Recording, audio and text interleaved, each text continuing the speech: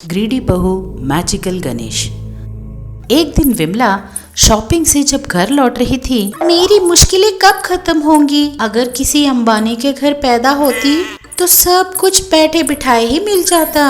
वो सोच सोच कर चल रही थी कि तभी राजेंद्र नाम का आदमी उनके पास आया। दीदी, यहाँ कहीं गणेश जी की मूर्ति तैयार करने वाले हैं क्या? हाँ जरूर है भाई, इस गली के पीछे सब वही लोग हैं। तुम्हें जितने चाहिए उतने मिल जाएंगे, जाओ जाओ। लेकिन दीदी, वो लोग मिट्टी की मूर्तियाँ नहीं बना रहे। मिट्टी की मूर्ति नहीं बना रहे तो फिर केमिकल की बनी मूर्ति ले जाओ।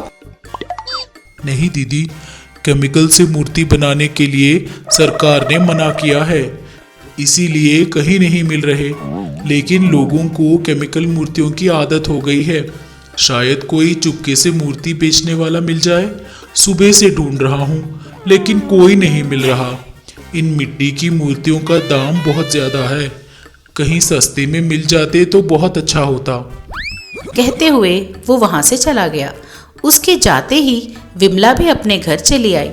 सोफे पे बैठकर राजेंद्र की बात को याद करने लगी। अभी कोई भी केमिकल की मूर्तियां नहीं बना रहा है ना, तो फिर वो सारे सामान सस्ते में ही मिल जाते होंगे।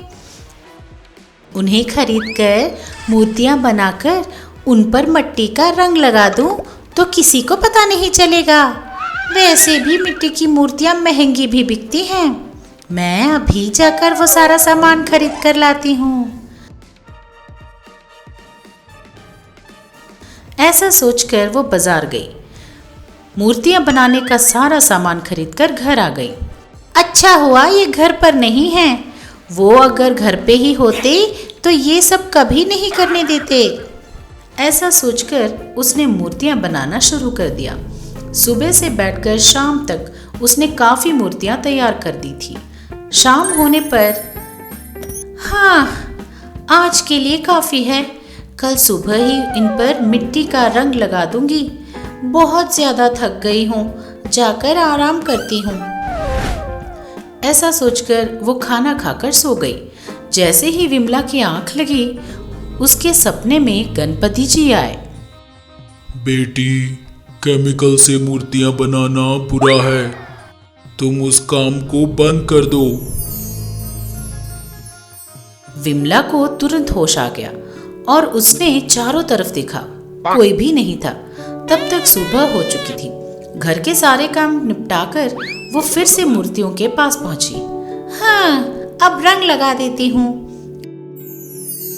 ऐसा कहकर उसने मूर्तियों पे रंग लगाना शुरू किया कि तभी गणपति जी प्रत्यक्ष हुए। बेटी, इस तरह लोगों को तकलीफ देने वाले केमिकल से मूर्ति बनाना अच्छा नहीं है। हैं?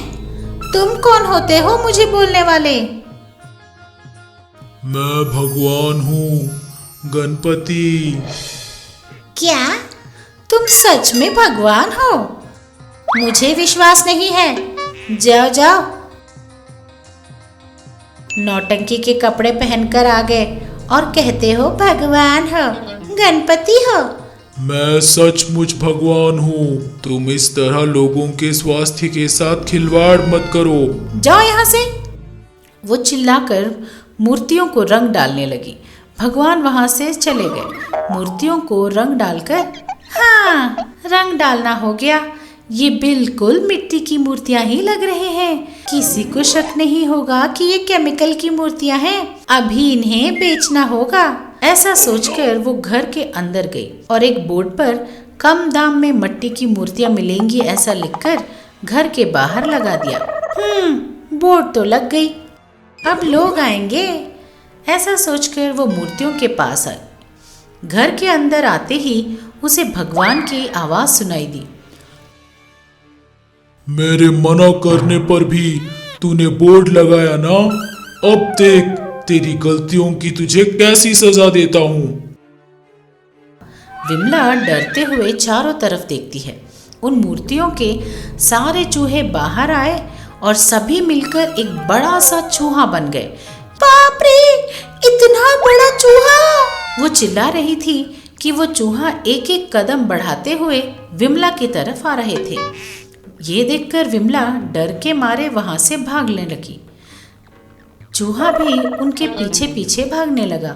विमला दौड़ते हुए सीधे अपने सास के घर पहुंची। विमला को आता देखकर सास बोली, क्या हुआ, क्या हुआ, ऐसे क्यों दौड़ रही है? तेरे पीछे कुत्ता पड़ गया क्या? कुत्ता नहीं सासू माँ, चूहा। धत, चूहे को देखकर कोई इतना दूर भागता है भला? थोड़ा डरा देती तो वो खुद भाग जाता। वो डराने से डरने वाला चूहा नहीं है सासू माँ, एक पहाड़ जितना बड़ा है वो मुझे निगलने आ रहा है। चूहा और तुझे निगलेगा? हाँ सासू माँ, वो दरअसल क्या हुआ कि उसने सारी बात अपनी सास को बताई। सारी बात सुन सास बोली, तूने क्या कम बेवकूफियां की थी कि तू अब ये मूर्तियां बनाने लगी? वैसे भी जब 2 बार भगवान जी ने मना किया था तो तूने उनकी बात क्यों नहीं मानी? मैंने नहीं सोचा था कि वो सचमुच के भगवान हैं। मैंने सोचा कि भगवान मुझे कैसे दिखाई दे सकते हैं। अब उन मूर्तियों के सारे चूहे मिलकर बड़ा चूहा बनकर मुझे ही डरा रहा है। आप ही मुझे बचा सकती है सासू माँ।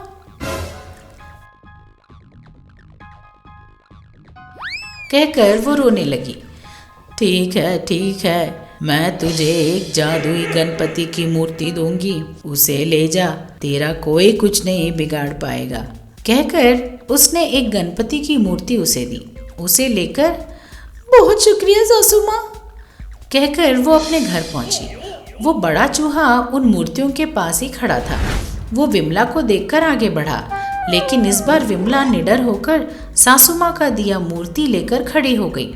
उस मूर्ति को देखकर वो चूहा अपने बड़े आकार से वापस छोटा बन गया और मूर्तियों के पास चला गया। चूहे के जाते ही विमला अपने हाथ के मूर्ति को देखकर बोली, मुझसे बहुत बड़ी गलती हो गई स्वामी, माफ कर दीजिए। आप जो कहोगे मैं वो करूंगी। अपने गलती का प्रायश्चित करने के लिए 1000 मिट्टी की मूर्तियां बनाकर बांटो, वरना तुम्हारी गलती की सजा तुम्हें कभी ना कभी भुगतनी ही पड़ेगी। ठीक है स्वामी। ऐसा कहकर उसने 1000 मिट्टी की मूर्तियां बनाकर लोगों में बांट दी। दादा टीवी। इस तरह के कई और मनोरंजक और ज्ञानवर्धक कहानियों के लिए बने रहिए हमारे साथ।